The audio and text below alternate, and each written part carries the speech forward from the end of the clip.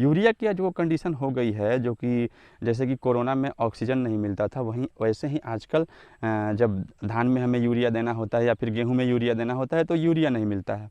आखिर उसकी कमी क्या किसान बंधु को उसका दूसरा विकल्प नहीं है?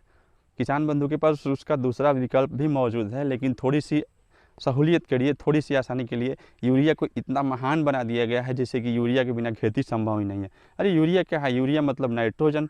नाइट्रोजन के कई सारे सोर्सेज हैं। हवा से भी नाइट्रोजन मिलता है, पानी से भी नाइट्रोजन मिलता है।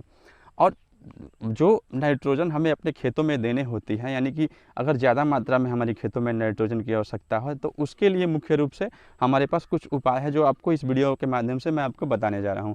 लेकिन उससे पहले आपसे निवेदन है, रिक्वेस्ट है कि अगर आपने चैनल को सब्सक्राइब नहीं किया हो तो कृपया इस चैनल को सब्सक्राइब कर लें, वीडियो को किसान हित में ज़्यादा से ज़्यादा शेयर करें। यूरिया का जो भी विकल्प है, जो भी एक्सटर्नल विकल्प हमारे पास मौजूद है, वो सबसे पहले तो हमारा चारे वाली गोबर की खाद।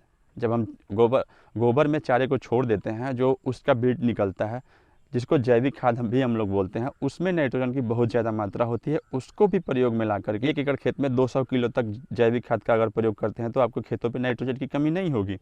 दूसरी जो सबसे बड़ी स्रोत है वो है हमारी बैक्टीरियल खादें। नाइट्रोजन की बैक्टीरिया हमारे मार्केट में लगभग हर दुकान में मौजूद है, लेकिन दुकानदार जो बैक्टीरियल खाद अपने खेतों में, अपने दुकान में रख लेता है, उसको किसान खरीद करके नहीं लाते हैं, ऐसे ही वो एक्सपायर हो जाता है, उसकी वैलिडिटी कम होती है।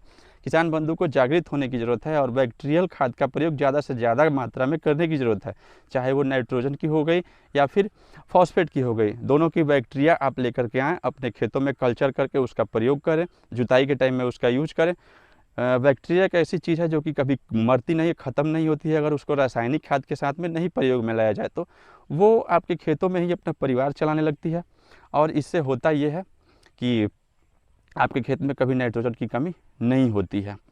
2-3 बार प्रयोग करने के बाद आप नहीं भी डालेंगे तो वैसे भी आपके खेत में नाइट्रोजन की मात्रा इतनी ज़्यादा मात्रा में होगी कि वो आपके फसल के लिए पर्याप्त होगी, क्योंकि वो घटेगी नहीं, वो दिन पर दिन बढ़ती है, उसका परिवार उस खेत में बढ़ता है।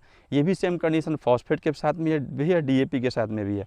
डीएपी के भी आप बैक्टीरिया अपने खेतों में प्रयोग में लाएंगे तो उससे भी अब खेती को बदलने की ज़रूरत है, जागरूक होने की ज़रूरत है। धीरे धीरे हो सकता है कि यूरिया से सब्सिडी हट जाए, यूरिया महंगी हो जाए, डीएपी से सब्सिडी हट जाए, डीएपी महंगी हो जाए, तो आप क्या करोगे?